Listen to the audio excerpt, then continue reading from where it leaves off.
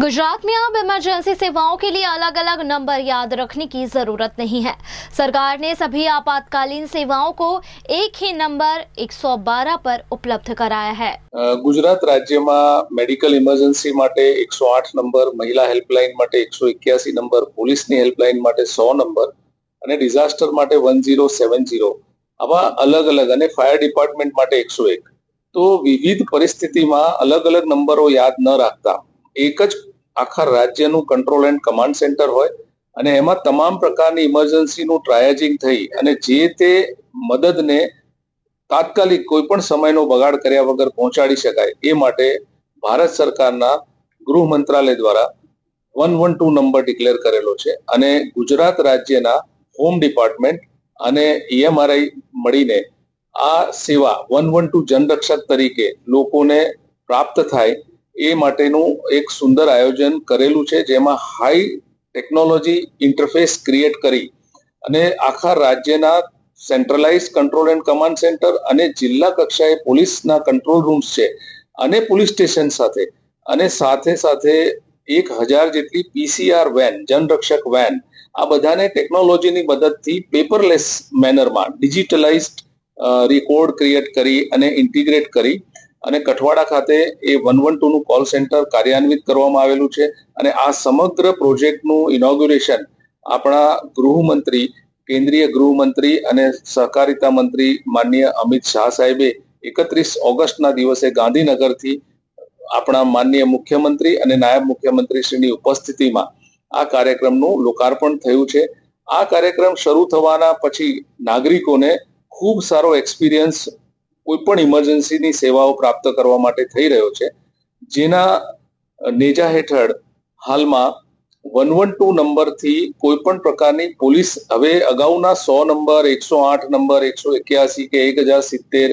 101 number આ કઈ જ યાદ રાખવાની જરૂર નથી। 112 નંબર અને એની પણ એક સુંદર મોબાઈલ એપ્લિકેશન છે।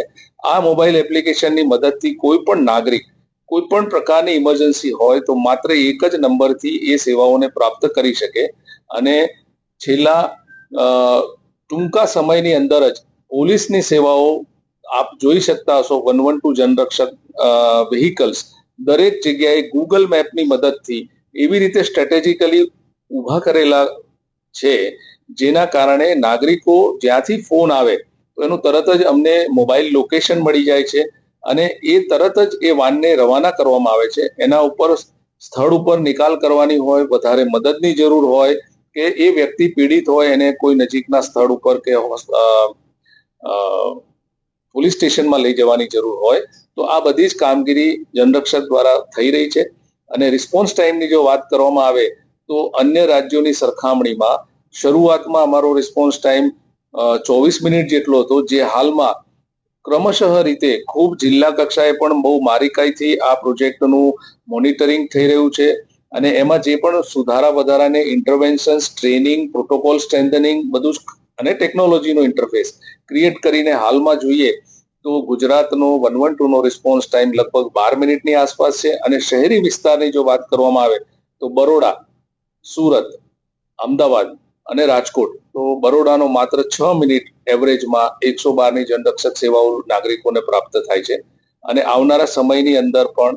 આમાં શ્રેષ્ઠ ટેકનોલોજી જેમાં સોશિયલ મીડિયાની મદદથી, ઈમેલની મદદથી, એસએમએસની મદદથી અથવા તો કોઈ પણ પેનિક બટનની સાથેનું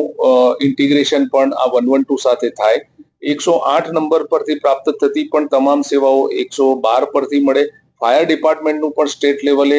એક જ 112 નંબર કરતા સમગ્ર રાજ્યમાં એ સેવાઓ પ્રાપ્ત થાય। આવા ખૂબ જ